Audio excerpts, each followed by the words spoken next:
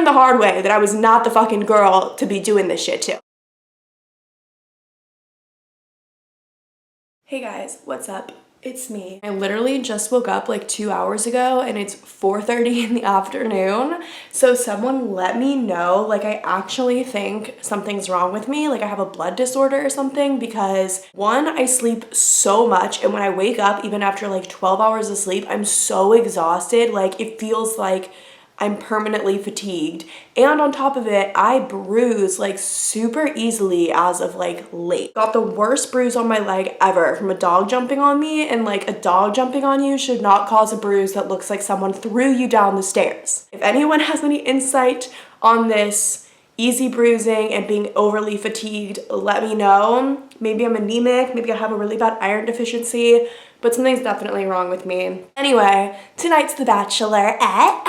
So fucking excited, can't fucking wait, literally live for Monday nights, y'all. In case anyone's wondering what I'm drinking, it's Red Bull, but this is like the orange one, and I was really hesitant about this because like I just love OG Red Bull so much. I don't fucking want no flavored shit, like what the fuck is that? But I kid you not, this tastes exactly like orange Fanta. Like if you like orange Fanta, you will love this. And I'm pretty sure Fanta isn't even caffeinated, so this is basically just like orange Fanta on steroids because it's obviously caffeinated because it's Red Bull. So if you don't like the original Red Bull bubblegum type flavor, I know a lot of people don't. If you like orange Fanta, this shit is like legit as fuck. Okay, the reason why I came on here was because I wanted to film a little story time. I don't make story times as much anymore because like I said, like I'm not in college, I'm not getting drunk all the time, I'm not having sex with fuckboys all the time. Like really, there's nothing to tell you. The story of my life right now isn't too interesting, but I went out Saturday night and interesting things always happen when I go out. So I have a little bit of a story about my night out. I went out with this girl named Taylor. I think I can use her real name. Like I use my real friends' real names. With this girl named Taylor who I told y'all about on my Instagram Snapchat story a few weeks ago. This dude would always fucking slide in my DMs like every time him and his girlfriend were off, or maybe they weren't off, maybe he was a cheater. I don't know the whole dynamics, but backstory on him, he was from the app Hinge, which is like a dating app for people that want relationships. You're supposed to like find people that are like serious and don't just want to fuck you and like actually give a fuck. Side note, it's basically the same as every other dating app. There's still huge pieces of shit on there. Last summer when I was in town for my internship, I matched with this guy on Hinge, went to go hang out with him. We hung out one time. That was that. Like we literally only hung out once. There wasn't some insane connection or spark or whatever. It was literally just two people hanging out. He was attractive enough and cool enough that I would be willing to hang out with him again. So a few days after we hung out, we were still texting a little, like whatever, in contact with each other. I asked him if he wanted to go to Mount Bonnell, which is this place near my house where you can like climb and you take your dog and whatever. If he wanted to go take his dog with me to Mount Bonnell, and then he replied being like, I don't like have time right now to like entertain someone. Like, I don't know if you want something more from me, but like I can't do this, yada yada yada. The same fucking bullshit we've all heard from so many guys where they literally just wanted to fuck you or just wanted to meet you one or two times and they had no interest of doing anything else with you. And now that you're actually asking them if they want to do things with you, they don't want to date anyone and they don't have time for this. And it's like, oh, so you just wanted to get it in. Like you can just say that because that's obviously the fucking truth. He was super irrelevant, like probably one of the most irrelevant people I've ever met from a dating app. Anyway, a few weeks after he tells me he can't date anyone and doesn't have time for this, he gets a full-blown girlfriend, which I see from pictures on Instagram. So I'm like, okay, fuck this, whatever, unfollow him on social media, like I don't care, we're not even friends, we only met one time, like this literally doesn't matter to my life.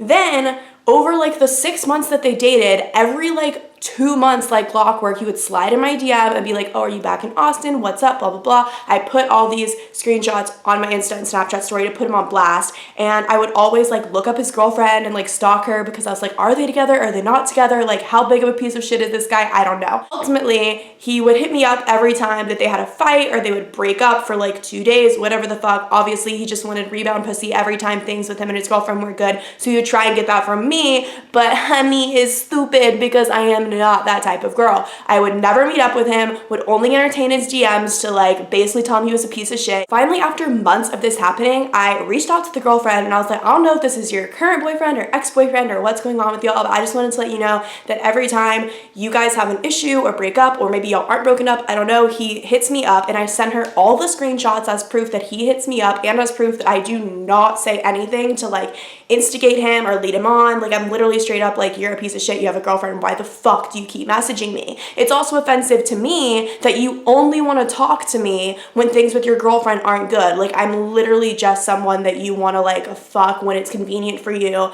and I mean nothing, and I'm sorry, honey. I am not the kind of girl you want to fucking pull that shit on, because if you do, I will screenshot it and put it all over my fucking social media, which has 10,000 followers and gets thousands and thousands of views, and everyone I know is gonna go in your DM and tell you you're a piece of shit, and your girlfriend now is gonna know the truth about how much you suck, and now y'all's relationship really is going to suffer. He learned the hard way that I was not the fucking girl to be doing this shit to. I told the girlfriend I was very scared, because there are definitely girls that if you tell them like, hey, by the way, your boyfriend's a piece of shit, here's the evidence, they just so firmly believe that their boyfriend's the best that they're like, whatever, you psycho bitch, why the fuck are you messaging me, like blah blah blah. So I was really scared that she was gonna like flip shit on me, but she didn't. She was super cool about it and was so appreciative, and I feel like I gave her like more validation that she needed, that the relationship was bad, clearly, because he was always sliding in my DMs and probably so many other girls too. So she was cool about it. We started texting. We were like, fuck this, fuck that guy, like me and you should be friends. So her name's Taylor. I went out with her on Saturday night.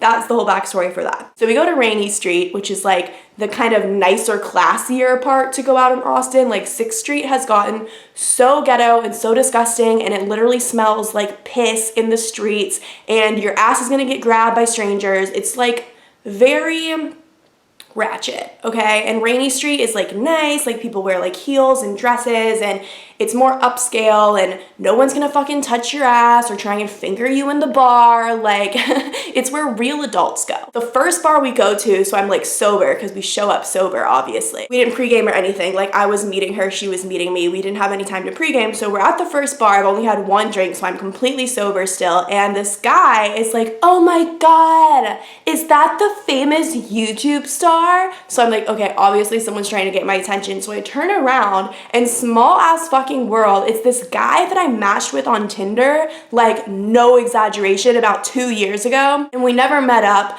I just wasn't feeling it enough to meet up. I don't know. I'm very picky on who I meet up with from dating apps. Like, it's one thing to match and message and follow each other on Instagram and whatever, this is flirty and fun, but to actually meet up in person, like, you gotta tick off a whole lot of boxes for me to risk my life meeting your strange ass. So I never met up with him, just wasn't feeling it enough, and that's all there is to it. But then he was there at the fucking bar, and he was like, oh my god, and I was like, oh my god. So then it was like that weird awkward situation where you're kind of forced to talk to someone for a little bit, where in reality you'd never want to talk to this person. So I was like, I need to get another drink, so I'm gonna go inside. And he was like, okay, well, I'll be right here. And then I did the thing where you go get your drink and then you never come back. And we were like inside the bar and he was outside, and through the window I could see him staring at me, and I was like, oh my god, he's looking at me, like he definitely wants me to come back out there, and I'm not, because I'm like not interested. If I've known of your existence for 2 years and haven't met you yet, this night isn't gonna change anything. That was just like kind of like, what the fuck is the chance of that kind of thing. So that happened. And then the other kind of like, oh my god, what the fuck thing that happened before I get into the real story is at the very end of the night, like probably 20 minutes before bars were closing, so at this point I was very drunk, a guy came up to me and said he followed me on Instagram, which, one, I've never had a guy come up to me saying that he knows me from social media ever. It's only ever girls being like, oh my god, I love your videos, I love your Instagram, like you've helped me so much, you're so cool. And it's always been girls at FSU, which makes sense because FSU is like a bubble, right? It's a condensed area of all the students. When you're walking around a campus bubble of people / going to the same 5 bars every fucking weekend, you're bound to run into a lot of the same people. So at FSU, I probably ran into like 7 to 10 people who would come up to me and knew who I was in my course of college, but I've never had someone come up to me in Austin, because Austin's a huge fucking city. It's not a little bubble of college, it's a huge fucking major city. and I've never had a guy come up to me. He's like, oh my God, I follow you on Instagram. And at first I thought it was totally a pickup line, and I was like, oh really, you do? And he was like, no, I really do. And I was like, then what's my name? And he was like, Brighton Victoria, you just graduated from FSU, like blah, blah, blah, like listed off all this shit about me, which it's just so strange that when you put yourself online, people that you don't know, that you've never met before, literally know so much about you, but in retrospect, they're still strangers. And I'm in no way famous, I'm in no way a celebrity at all, but if I think that it's kind of weird that people come up to me and know things about me when I don't even know who the fuck you are, how the fuck do people like Kanye West and Kim Kardashian and Jennifer Lawrence and like huge celebrities, like how the fuck does it feel to have fans that are so obsessed with you, they literally know like the hospital you were born at and have every one of your songs memorized and all this shit, and to you, the famous person, they're a complete stranger. Like it's so fucking wild that people know so much about you when you put yourself out there, and in retrospect, you don't know anything about them. Like, it's kind of creepy, but it's also kind of flattering. So he like listed off all this stuff about me, and I was like, oh my God, like you actually fucking know me. So I was like, I'll follow you back, because I follow back every person that I meet in person, because I'm like, that's so fucking dope that like you give a fuck enough about me to follow my shit. Like I want to follow you too. That's super awesome. And you had the balls to come say something to me. So that was super cool, because I've never had a guy come up to me before. But the main part of the story, okay, let me get into it now. So at the second or third bar of the night we go to, at this point, I'm like tipsy. Like I've had like 4 drinks. I'm starting to kind of feel pretty good, but I'm not drunk. These 2 British men approach me and Taylor, and they were not actually British. Well, they were, because it's the UK, but they're from Wales. So they were Welsh, but their accent sounded like British, like 100%.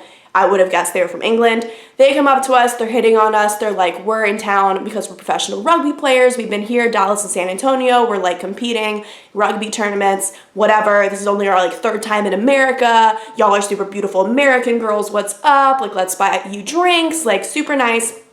Super cool, whatever. The guy I was talking to, I was 0% attracted to, so I knew nothing was gonna happen with him, and he was obviously very into me, which like I don't blame him, but it just wasn't gonna happen. And then the guy that was talking to Taylor was like super cute, like dark hair, light eyes, British accent, tall as fuck, jacked as fuck, because he plays fucking rugby. So she was super about this guy, and she made it clear within like 20 minutes of talking to him, I like this guy, I'm probably gonna go home with this guy, we need to find you one of his friends so we can like make a little squad for the rest of the night. And at this point, it was like midnight, so we had like 2 hours left at the bar. So I was like, okay. So we go outside. He literally introduces me to his entire fucking rugby team, because he wants me to pair up with one of his friends, because he knows he's not gonna get laid if I'm like, oh, I don't like any of these boys, come on Taylor, let's leave. And then he's gonna be disappointed because I took the girl he wants to smash, blah, blah, blah. So I was like, okay, I will meet all of these boys and see if there is one that I can entertain for the evening. I had no intention of going home with someone or fucking someone, but I could at least talk to someone for 2 hours from 12 to 2 while Taylor was talking to this dude, because I'm not gonna fucking ditch my friend. So I literally introduced myself to like 15 different dudes. They're all sitting outside. I'm literally like, hi, I'm Brighton, hi, I'm Brighton, hi, I'm Brighton, introducing myself to all these British blokes. They all had such strong accents. I like had to pay attention really hard when they like told me their name, because I don't like accents. I'm like the only fucking girl in America that doesn't like your British accent. I'm sorry, you're not really winning me over. It was so funny though, because just the like language barrier, even though we both speak English, is so funny. Like at one point I couldn't understand a guy, so I was like, what? And he was like, you just say what? What? We say pardon, and I'm like, yeah, that's much more fancy. Congratulations, you're so respectful. In America, we say what? So just little things like that were super funny. And I'm a quarter British. My grandma on my mom's side is 100% full-blown from England. So I was like, hi, I'm Brighton. And most people don't understand me when I say that, because it's an out-of-the-box name. And they were like, what? What was that you said? Pardon? And I was like Brighton Beach in England. And they were all like, oh, Brighton. So I do love talking to British people, because like I can actually talk to them about like UK things. So I introduced myself to all these guys. Taylor pulls me to the side and she's like, okay, which one do you like? So I'm like, okay, well, I like that one. This one is clearly the hottest one. I'm about it. So the guy that's with Taylor pulls the guy to the side, basically like, oh, do you like this girl? Like, do you like this girl? Because if you do, like, let's like team up with them, because I'm trying to get with this bitch.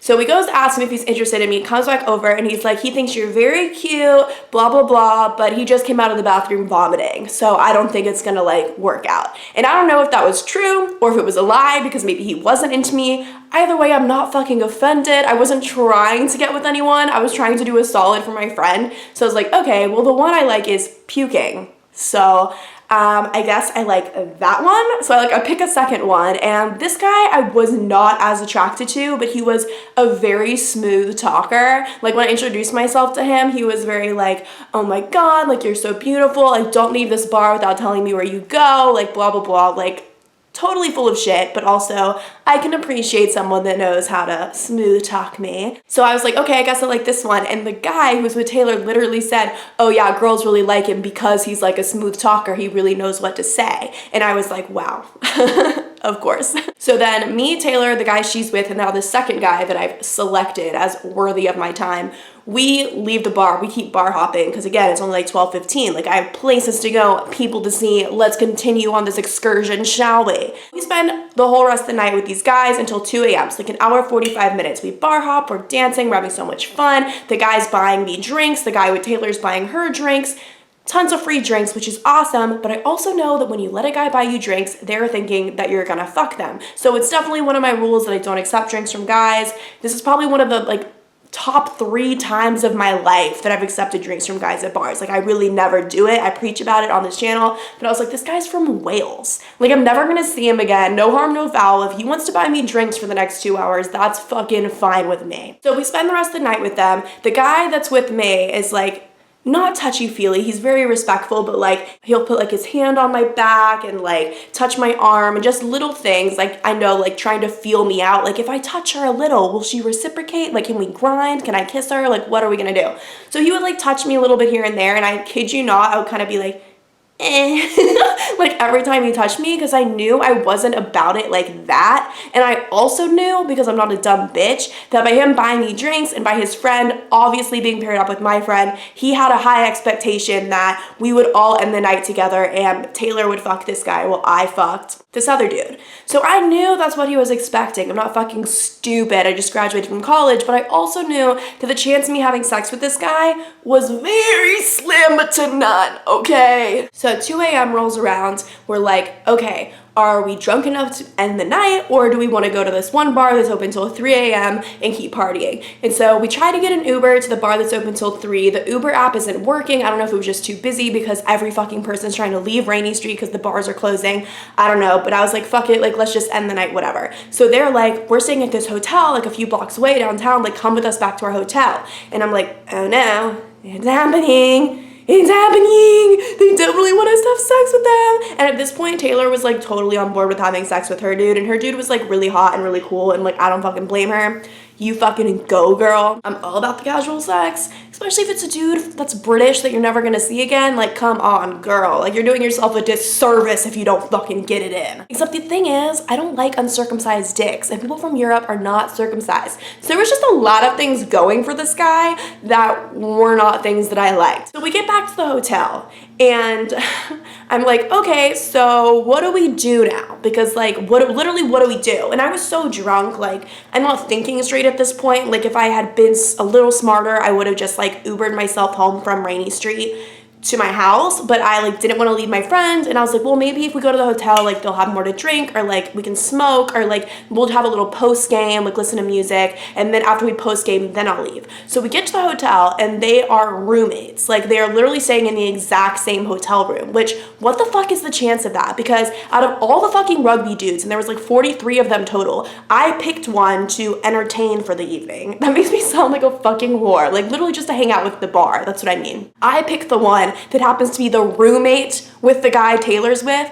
So we walk into their hotel room, and it literally smells like asshole. Like what you'd expect a dude's hotel room to smell like that's been partying for 3 days who doesn't clean. Literally trashed, clothes and shit everywhere. Smelled so bad. We walk in, I literally say out loud, oh my God, it smells like semen and seawater in here. Like it smells fucking rank. And I'm like kicking shit around because it's so dirty. I literally don't even have a path to walk. And the dude that I'm with is like, I'm gonna go to the bathroom. So Taylor and the dude she's with instantly like hop in the bed, and these beds are 2 feet apart because it's a fucking hotel room, like when there's 2 beds in a room. I quickly realized, without it being directly said, that it's 110% expected for Taylor and her dude to have sex in this bed while me and this dude have sex in this bed. Which, I'm an adventurous bitch, let me tell ya, and I'm all about doing shit and like do it one time for the fucking gram, send it, fucking do it, fucking you only live once, fuck it up. But you know, as much as a person like that I am, I don't ever in my life want to have sex with someone while my friend has sex with someone else 2 feet away. Like at that point, I feel like you're basically asking for a foursome without directly asking for a foursome, because what's the difference of us fucking in the same bed or different beds when they're literally like connected? So not only did I not want to have sex with this guy in general, I especially did not want to have sex with him, or anyone for that matter, in a bed next to my friend getting fucked. At this point, I was like super turned off because I was like, shit is gonna get fucking weird if I don't leave, and I don't want to be in a position where I feel uncomfortable or whatever the fuck, because at this point I was wasted, and if I'm wasted with my beer goggles and my inhibitions lowered and I still don't even want to kiss you, it's not gonna go well for you. Like I literally didn't even want to kiss this guy at all. Like he was really cool and really nice, and talking to him and hanging out with him was fun, but just physically, sexually, whatever, it's just not gonna fucking happen for you. I also never go home with guys from bars. Like that's something else to talk about in videos. I'll meet up with someone from Tinder after talking for a few weeks and fuck them. I'll meet someone out, get their number, fuck them 2 days later. I don't fucking care, but I will not meet you, go home with you from the bar, and fuck you the same day. It's just too much happening at once. I can't fucking risk getting HIV for your random ass.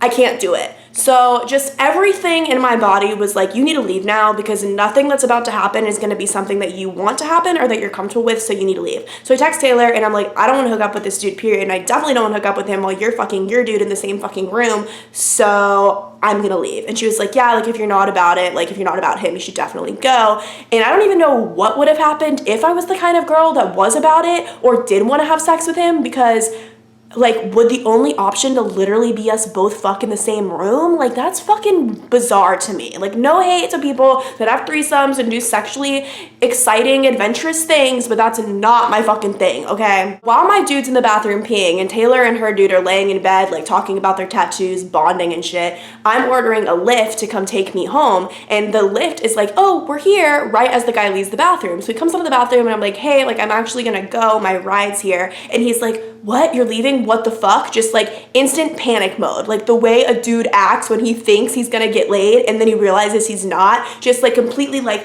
what the fuck? Why is this happening? I don't understand. Everything was going so well. What the fuck? Like 100% he completely actually thought that I was gonna fuck him, which I don't know why he would think that, because I literally shimmied away every time he even like touched my arm. Like, dude, we didn't dance, we didn't kiss, we didn't even hug.